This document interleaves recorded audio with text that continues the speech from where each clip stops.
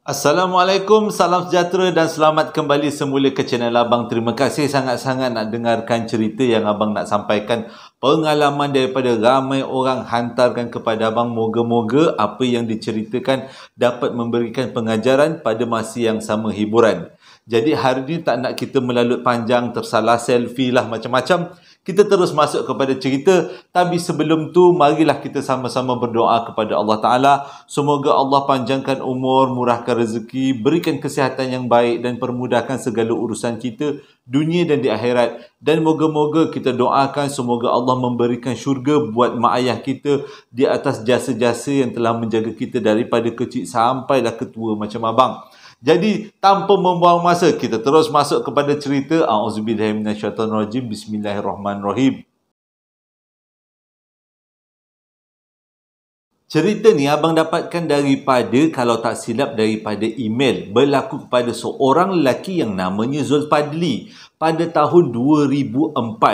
Kisah ni adalah gangguan yang dia alami sewaktu perjalanan daripada Lumut ke Ipoh, Perak. Jadi dia kata sepanjang perjalanan tu dia alami satu peristiwa yang sangat menakutkan disebabkan satu kejadian yang tak berapa nak baik.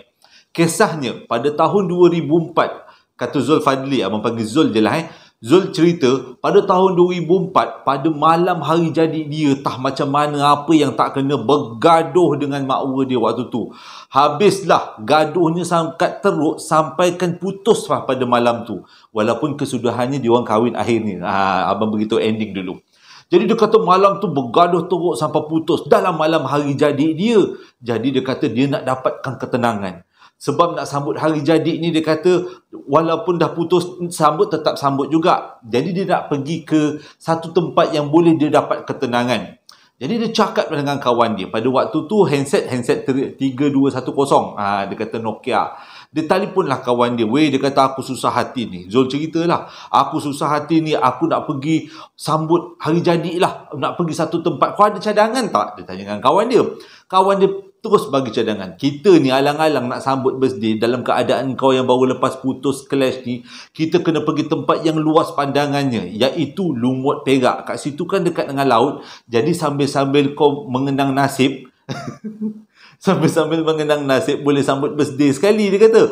Oh, bagus juga cara kata Zul. Itu cadangan yang bagus.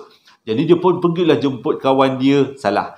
Jadi dia pun tunggulah. Tunggu kat rumah sebab kawan dia datang naik motor. Sampai dekat rumah, kawan dia pun sampailah dengan motornya. Jadi bila kawan dia sampai, Zul dengan kawan dia ni teruslah pergi ke Lumut, Perak. Daripada Ipoh ke Lumut, Perak. Waktu tu bertolak lebih kurang pukul 9 malam. Bila sampai dekat Lumut, Perak tu lebih kurang pukul, abang tak jangka pukul berapa, tapi kalau dalam cerita katanya lebih kurang pukul 10 nak ke pukul 11 macam tu, dia kata. Jadi bila sampai kat sana, dia pun cari-carilah pot. Bukanlah nak tiup lilin, nak bakar kek, bukan bakar kek, potong kek, tak adalah. Cuma dia kata malam birthday dia nak rasa tenang selepas crash tadi. Tapi tengah-tengah nak cari pot ni, kawan dia tanyalah, kau nak ke mana ni tengah-tengah malam? Nak cari pot untuk sambut birthday ke? Dia kata, lah, dia kata, kau yang ajak aku ke Lumut, Perak ni, alang-alang ni aku nak duduk tepi pantai, nak menenangkan fikiran. Tak perlu. Kita datang ke Lumut ni ada tujuan. Aku nak jumpa makwa aku. Waktu tu muka Zul berubah. Lah, aku kena game rupanya, dia kata. Tak apalah, buatlah amal jariah. Dia tanya dengan kawan dia, kau nak jumpa awek kau yang mana? Bukan kau dah ada awek ke? Ni awek lain, dia kata. Aku kenal dia, baru kenal. Budak Lumut, Perak. Dia dah tunggu kita dah. Waktu tu Zul kata, nak tak nak terpaksa dah ikut kawan dia sebabnya benda dah terjadi. Nak sambut birthday pun, dia kata macam dah tak berguna. Dah clash malam tu kan. Jadi dia kata dia pun ikutlah kawan dia, tanyalah awek tu duduk mana. Kawan dia beritahu awek tu duduk sekian-sekian tempat, jomlah kita pergi jumpa dia. Bila sampai dekat tempat awek tu, terus je lah awek tu masuk dalam kereta. Pada waktu tu Zul rasa macam, lah, apa hal masuk dalam kereta pula? Kata nak jumpa je. Dia tanya dengan kawan dia, bukan kata nak jumpa je ke? Apa hal pula nak budak ni masuk dalam kereta. Kawan dia cakap apa? Aku nak ajak mak aku ni pergi jalan-jalan dekat Ipoh. Alang-alang kau nak sambut birthday, nak tenang-tenangkan fikiran, aku ajak kau sekali pergi Lumut. Sampai kat Lumut, kita ambil mak aku ni. Lepas tu kita patah balik Ipoh. Lepas tu aku akan pergi naik motor lah. Kau pergilah sambut birthday seorang-seorang. Sakit hati. Sakit hati dia kata pada waktu tu. Okey, daripada Lumut nak ke Ipoh pada waktu tu pukul 11.30 malam. Hati dah mendongkol lah ni, dah tak sedap hati dah, dia kata. Daripada gembira jadi sakit hati. Daripada tadi sebenarnya sakit hati juga, tapi daripada nak menyambut birthday, tak jadi sambut birthday, terpaksa jemput makwa kawan, tak apalah, dia kata dia buat amal jariah lah. Jadi daripada Lumut Perak tu bertolak pukul 11.30 malam. Berjalanlah dia orang bertiga ni naik kereta. Sepanjang perjalanan tu memang rasa sakit pedih hati. Tapi perasaan pedih hati tu, bengang tu bertukar.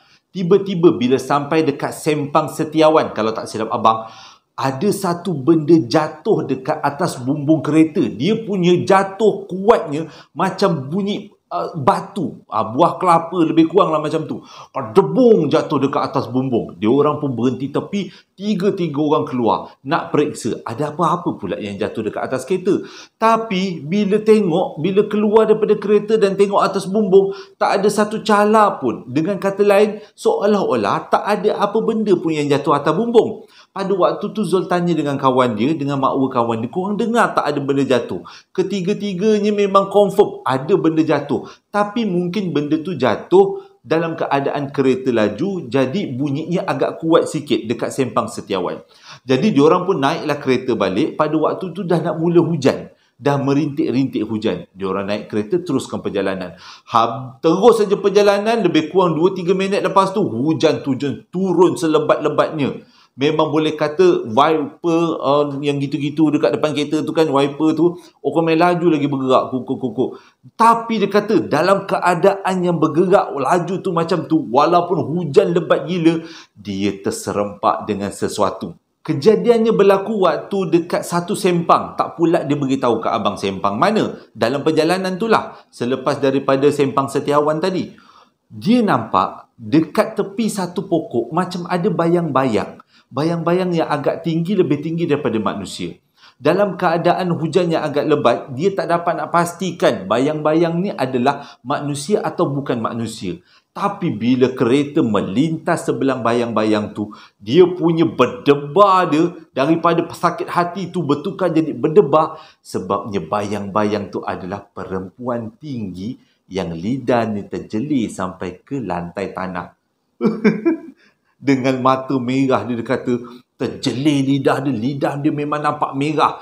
Mukanya hitam, dia pakai baju hitam, rambutnya panjang, matanya merah, lidahnya terjelir. Lepas tu lidah dia tu bukanlah macam kain terjelir tu kan, bergerak-gerak lidahnya. Waktu tu Zul kata dia pegang steering, kalau benda tu sergah dia, steering tu boleh tercabut.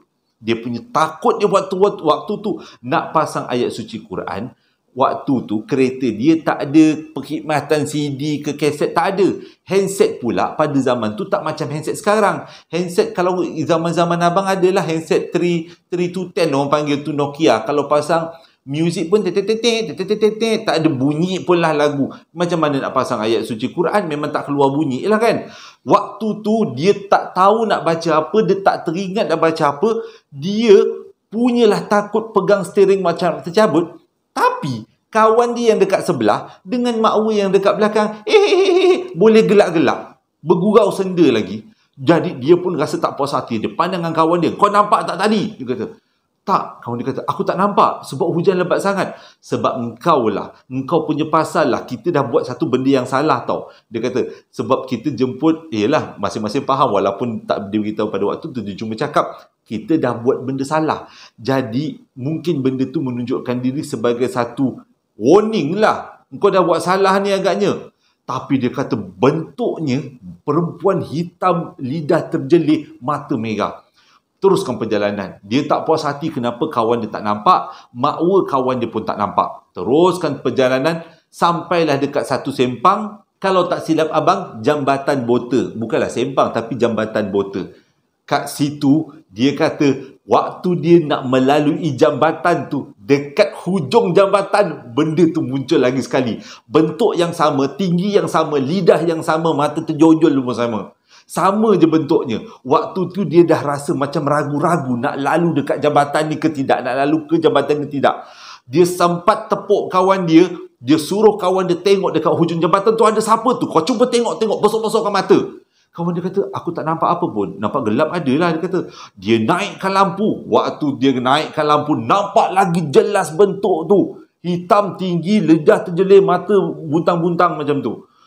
Kawan dia kata dia tak nampak pun apa-apa. Jadi dia pun ambil keputusan, tekan minyak, lajukan kereta. Habis jambatan bota tu hilang, dia dapat melepasi makhluk tu. Sewaktu dia melepasi makhluk tu, dia tak pandang pun pada makhluk tu. Mujur, makhluk tu bukan dekat bahagian dia, dekat bahagian kawan dia. Dekat tepi kawan dia, maksudnya dekat bahagian kiri lah kan. Jadi dia lalu lintas. Dia tanya lagi sekali kawan dia, betul-betul kawan dia tak nampak dekat sebelah korang tu ada apa? Kawan dia dengan makwa dia cakap memang tak nampak. Memang hanya dia je yang nampak. Dia kata pada waktu tu, dia kata satu je doa dia, jangan muncul sekali lagi. Tapi doa dia ni dikabulkan dalam bentuk ujian oleh Allah Ta'ala. Sampai dekat traffic light Batu Gajah, kena berhenti. Dah lah hujan lebat. Lepas tu kereta pula tak berapa banyak.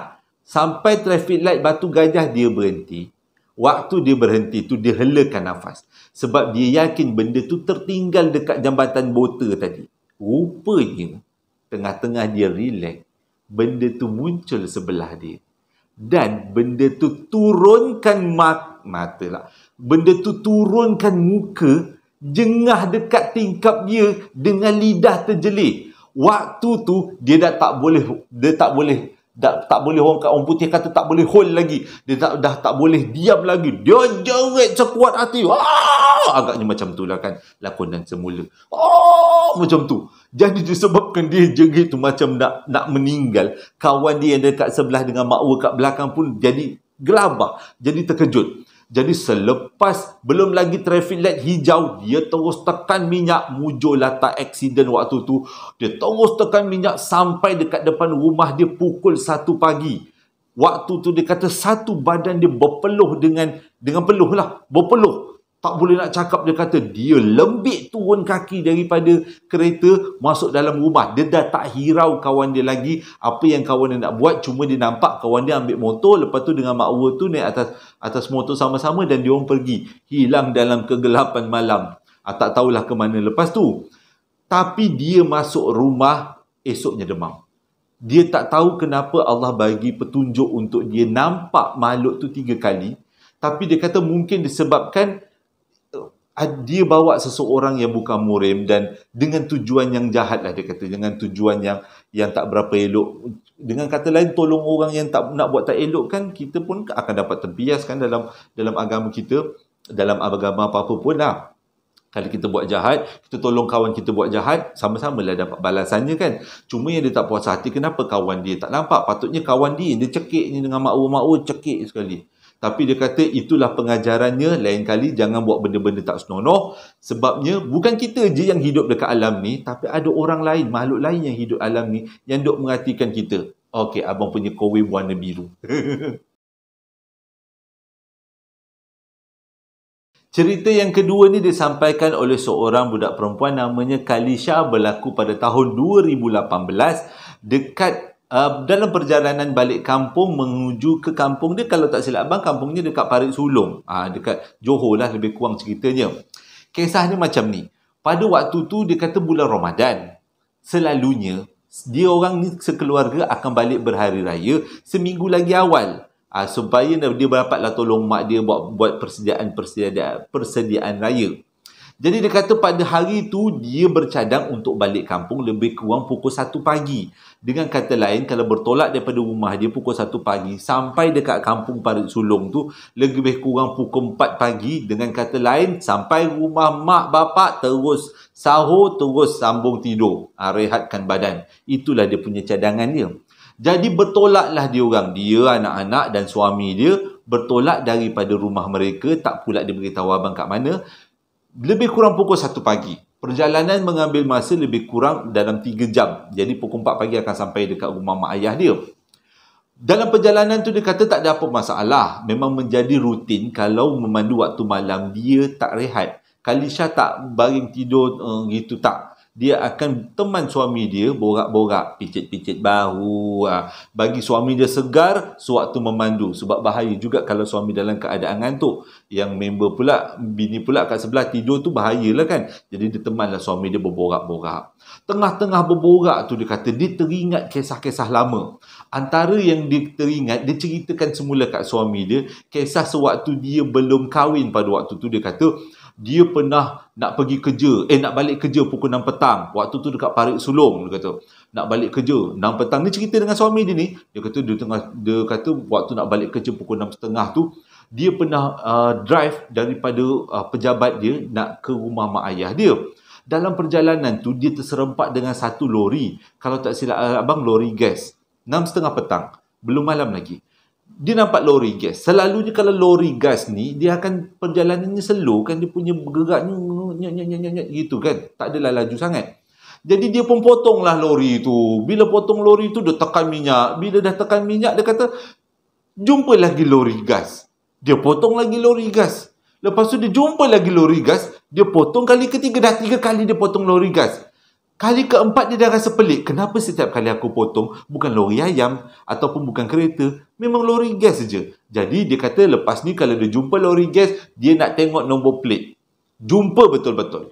Dia berjumpa dengan lori gas, nombor platenya sekian, plate number dia.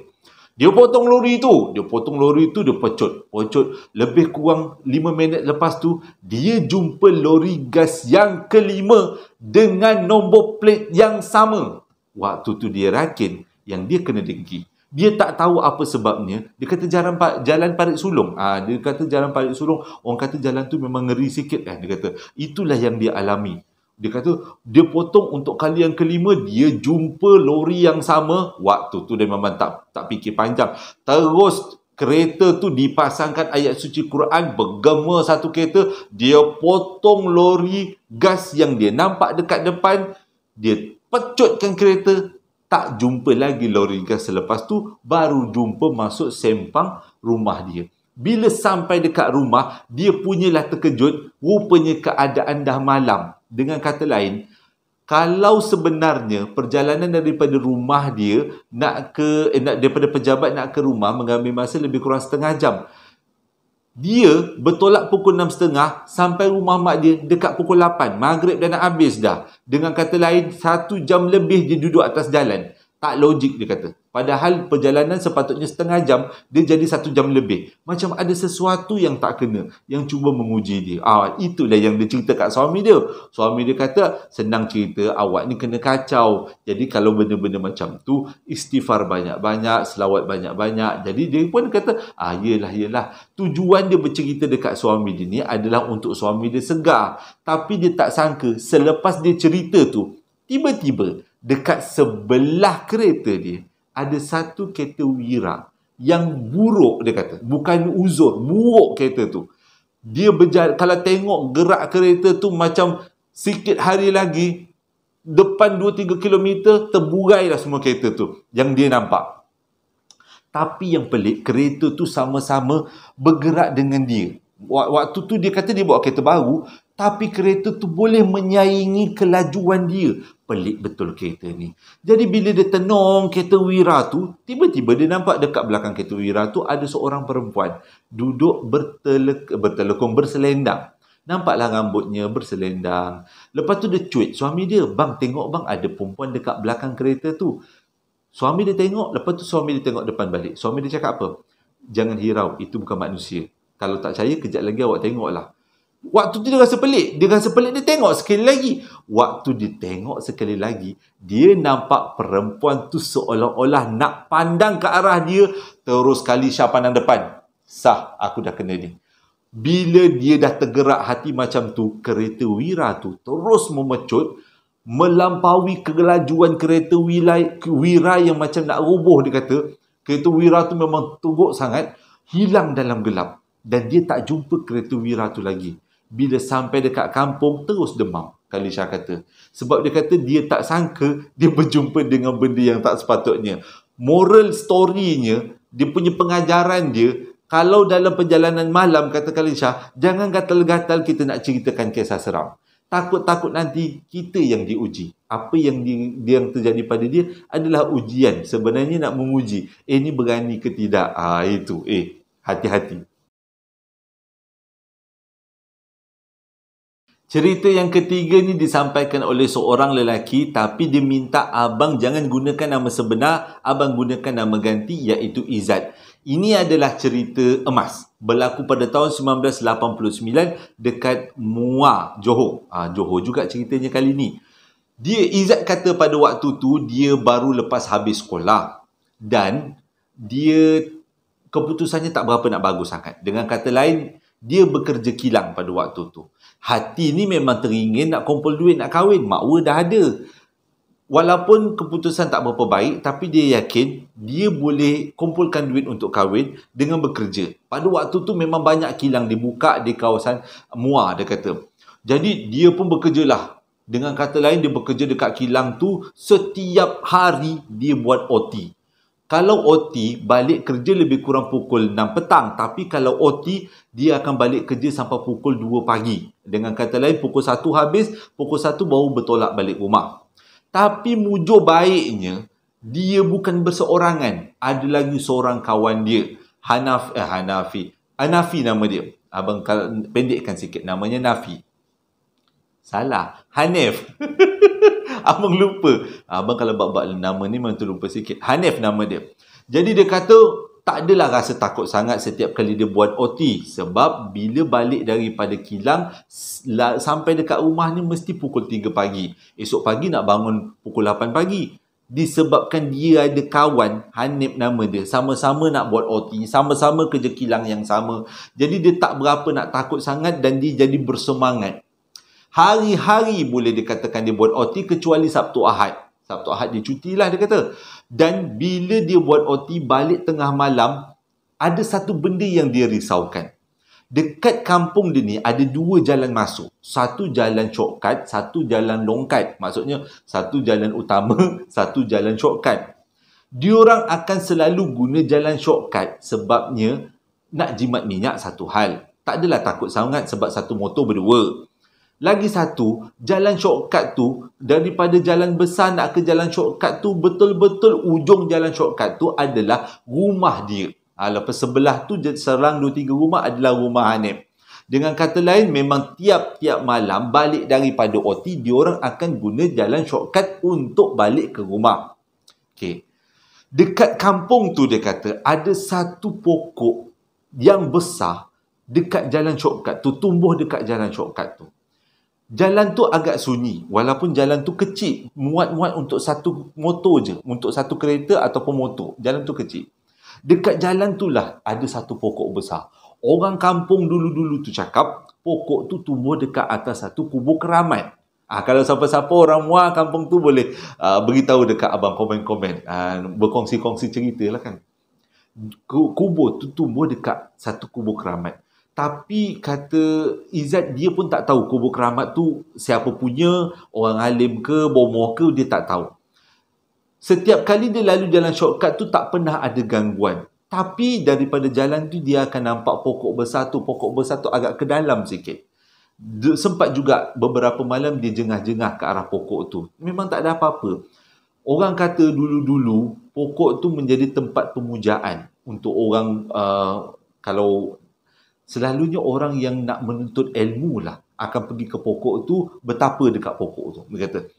Jadi dia kata, tapi sejak daripada dia hidup, tak pernah pula dia nampak ada orang bertapa dekat pokok tu, memuja ke, ataupun pasang-pasang lilin ke, tak pernah pula. Yang lebih ekstrim lagi, dia kata, dulu penduduk kampung tu pernah juga sembelih-sembelih lembu dekat pokok tu, sembelih kambing kat pokok tu. Bila raya, mak-mak dia cerita lah, mak dia, nenek dia cerita, bila ada perayaan aja, kedui kahwin je, nak sembelih je, lembu, nak sembelih kambing, sembelih dekat pokok tu.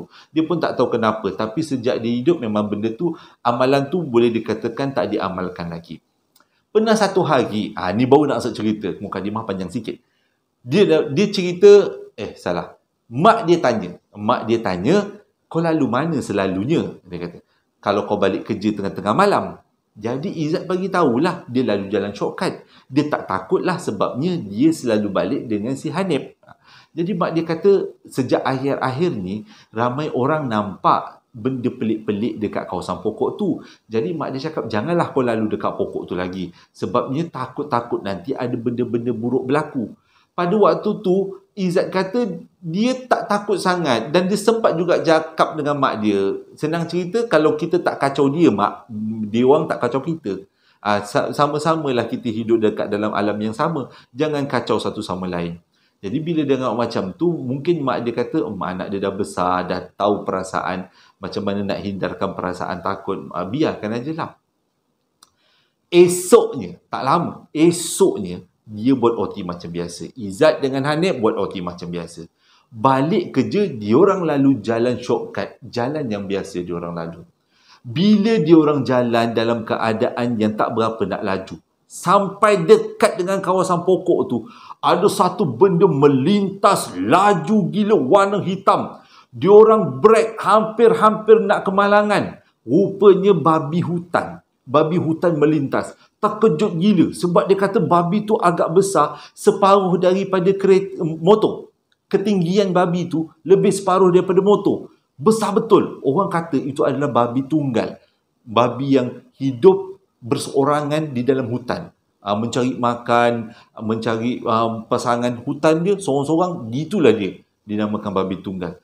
Jadi dia kata mujur tak aksiden. Sempat juga motor dia mati. Dia start balik motor dia dan dia pun terus balik ke rumah. Waktu tu dia rasa okey lagi, tak ada masalah. Bila malam kedua, tadi malam pertama kan, bila malam kedua, dia lalu lagi kawasan yang sama, jam yang sama, lebih kurang pukul 2 pagi, dengan Hanif juga balik daripada kilang lepas buat OT, lalu dekat kawasan shortcut tu. Kali ni, dia kena kacau agak ekstrim. Daripada jauh, dia kata, dia nampak seolah-olah orang ramai melintas jalan nak pergi ke kawasan pokok besar tu. Lepas tu daripada jauh dia nampak dekat pokok besar tu ramai orang. Masing-masing bawa lampu suluh, lampu picit. Dia kata tak adalah orang tu berpakaian hitam ke, dia macam nampak orang kampung. Tapi logik lah, mana ada orang kampung keluar pukul 2 pagi semata-mata nak pergi dekat pokok. Dia dengan Hanif yakin yang dia nampak tu adalah makhluk yang dia sendiri tak tahu datang dari mana. Jadi dia tak berani nak merempuh sekumpulan orang tu. Muka-muka dia memang dia tak kenal. Cumanya dia lampu motor tu menyuluh ke arah mereka yang masuk ke kawasan semak nak pergi ke kawasan pokok tu. Orang kampung lah katanya. Dalam banyak-banyak orang kampung tu tiba-tiba Izzat ternampak seseorang yang dia kenal, iaitu penduduk kampung tu. Pak, kita namakan dia Pak Kasim lah. Dia nampak Pak Kasim. Meremang bulu roma dia bila dia nampak Pak Kasim. Sebabnya Pak Kasim tu masih hidup, tapi dia dah lama lumpuh. Takkanlah Pak Kasim tu dah sihat. Dah sihat pula pergi ke join orang ramai tu nak ke pokok tu. Tapi dia kata Pak Kasim tu memang waktu sebelum dia lumpuh memang terkenal antara orang yang suka pergi puja nombor. Nak cari nombor ekor. Itulah kegemaran Pak Kasim.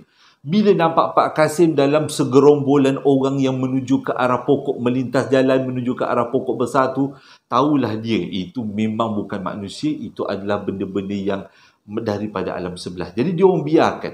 Hanif dengan Izzat biarkan orang tu melintas. Habis dia orang tu melintas, pecut terus motor. Dia terus pecut motor sampai dekat rumah. Sampai dekat rumah, lebih kurang pukul 3 pagi, relax dia kata.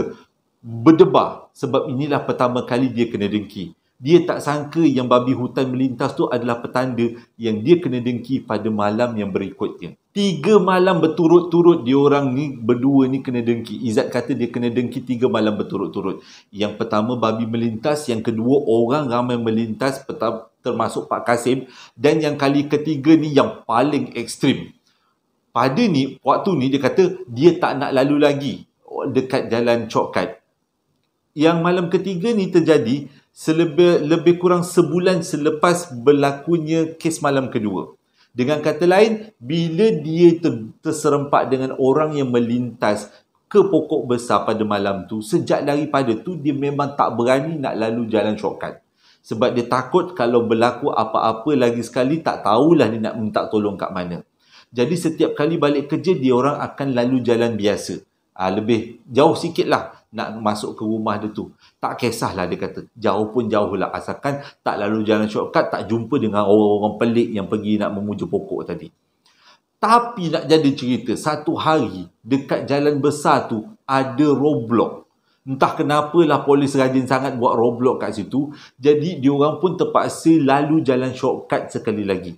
Kali ni dia kata apa-apa pun terjadi, dia rempuh je. Kalau jumpa orang berhenti, lepas orang tu beredar, dia akan perah minyak terus balik ke rumah.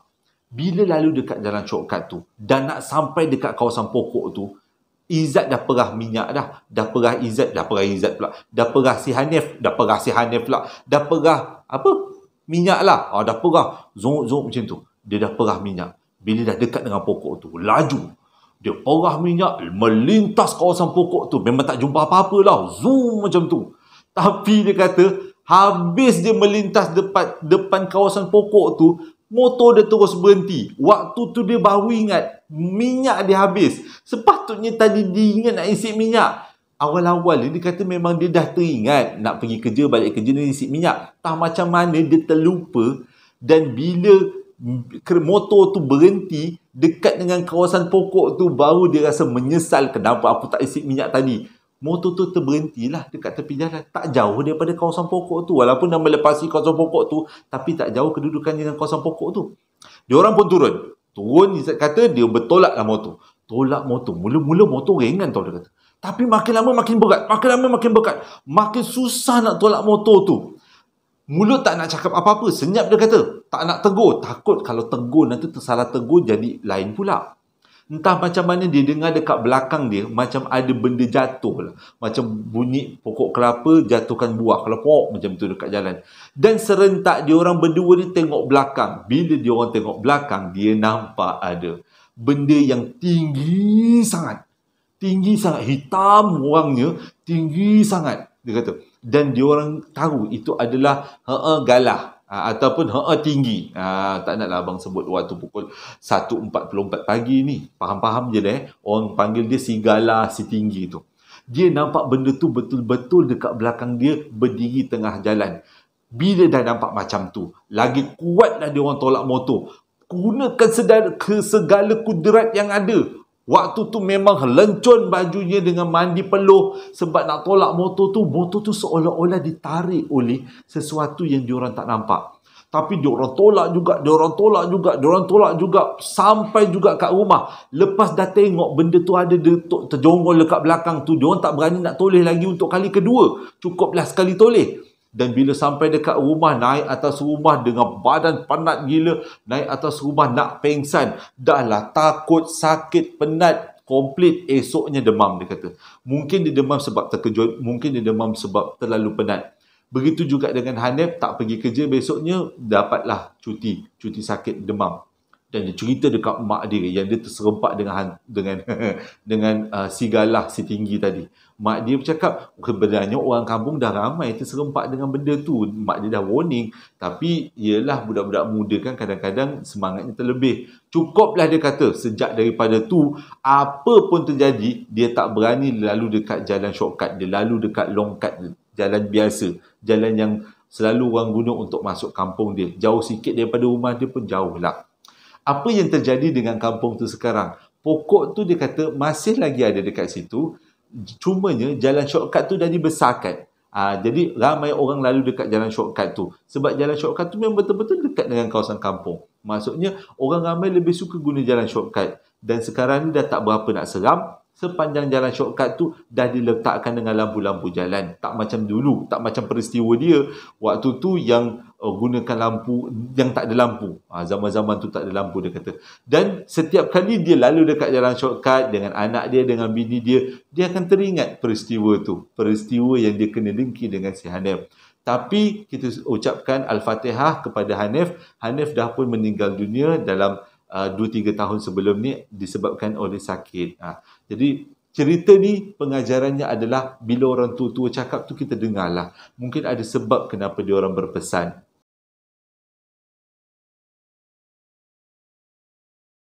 Dalam minggu lepas, abang dijemput oleh Pak Cik dengan Mak Cik untuk menghadiri perkahwinan anak mereka dekat Dewan Tampin. Abang ucapkan terima kasih sangat-sangat pada Mak Cik dan Pak Cik. Ini adalah gambarnya. Sebabnya jemput abang untuk datang ke majlis perkahwinan. Sebab majlis perkahwinan tu ada sesuatu benda yang upacara yang besar kan.